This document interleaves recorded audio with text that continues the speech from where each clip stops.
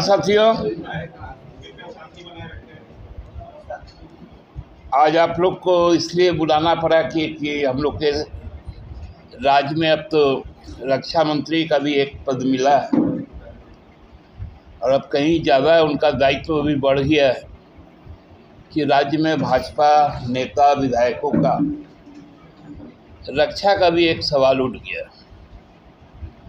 आए दिन हम लोग अभी देख रहे हैं जहाँ जहाँ समीक्षा बैठक हो रही है भारतीय जनता पार्टी का, वहाँ इस प्रकार की स्थितियाँ उत्पन्न हो रही है कि कानून व्यवस्था भी अब उसमें एक बड़ा सवाल बन के खड़ा हो गया।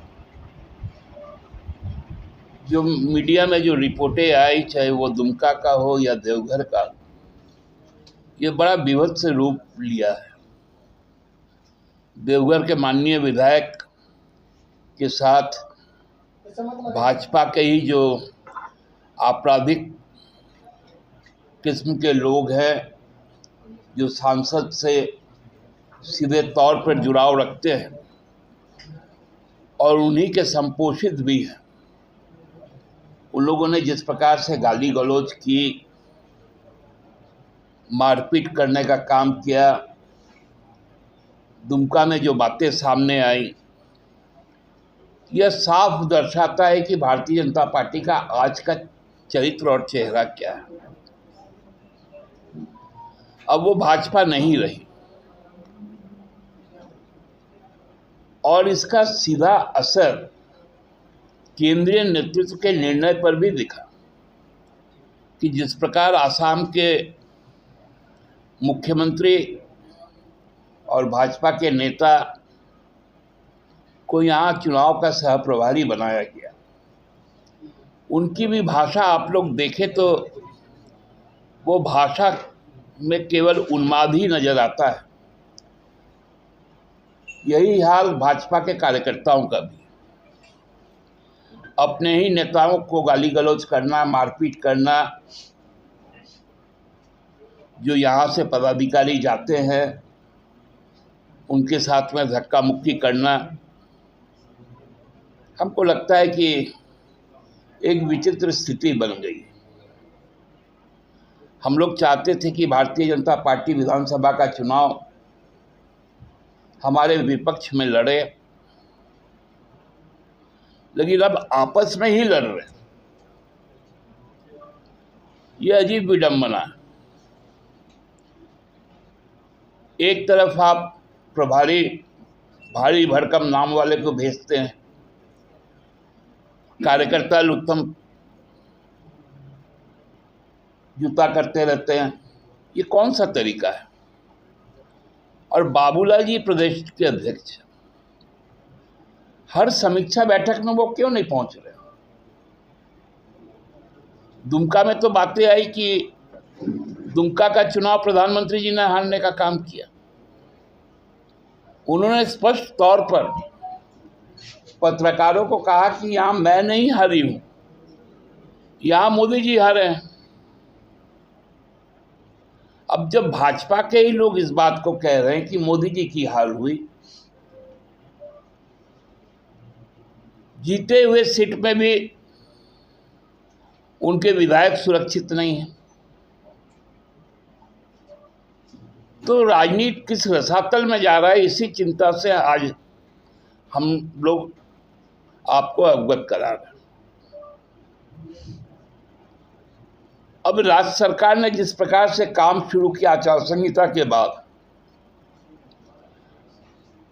उनसे कैसे ध्यान भटकाया जाए। लोगों को उनके जरूरत के हिसाब से जो चीजें करनी चाहिए उस पर कोई बात नहीं हो रहा। यह सिलसिला बंद होना चाहिए और कम से कम समीक्षा बैठक में राजनीतिक कार्यकर्ताओं को जब आप बुलाते हैं तो उनको प्रशिक्षित भी कीजिए। ये कौन सा तरीका है कि यहाँ से जो प्रभारी जाते हैं उनको धक्का देके भगाया जाता है और बड़ा शुचिता की बात होती है। इन तत्वों की पहचान कौन करेगा?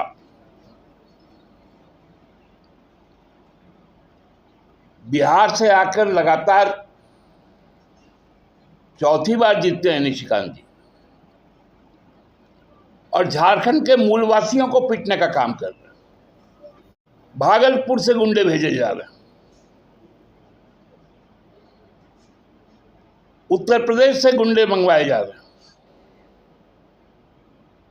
ये हम नहीं कह रहे हैं, ये उनके जो दलित विधायक हैं नारायण दास जी, उन्होंने कहा है।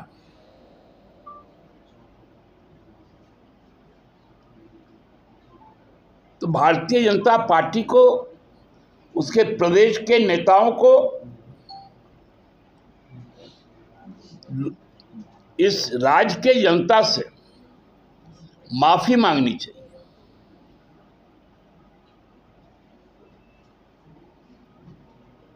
ये परिपाटी सही नहीं है, इससे राजनीतिक माहौल खराब होगा। और जब चुनाव में कार्यकर्ता आपस में जब संवाद करेंगे, उस समय भी इस तरह का हिंसक रूप होगा भाजपा का।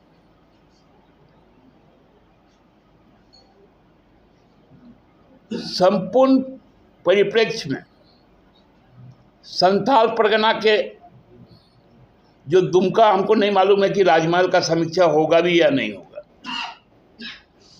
होगा तो वहां कौन पिटाएगा? कहीं अगले निशाने पे अनंत ओझा तो नहीं है?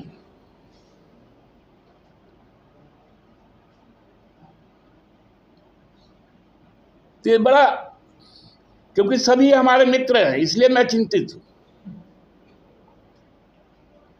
अब बताइए, आदित्य साहू जी यहां से गए, उनको धक्का दे दिया।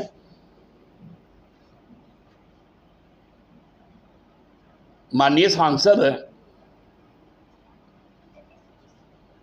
बाल मुकुंद भाई गए गढ़वा से, उनको गाली गलौज कर दिया।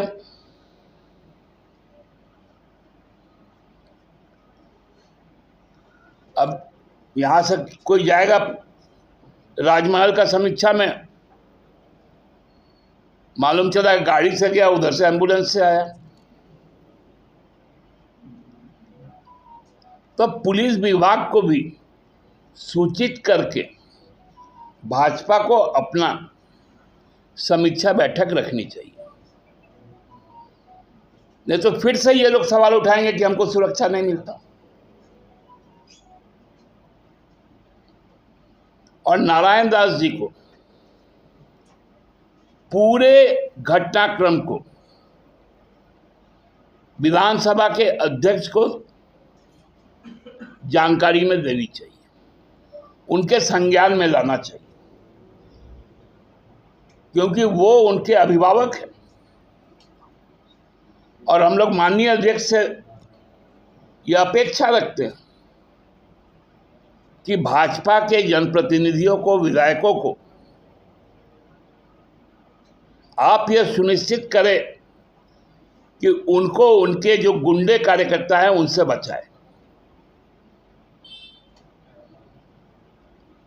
आज इतना ही कहना था, कोई आप लोग के प्रश्न होंगे तो बताएं। दादा, सीरियस कंसर्न है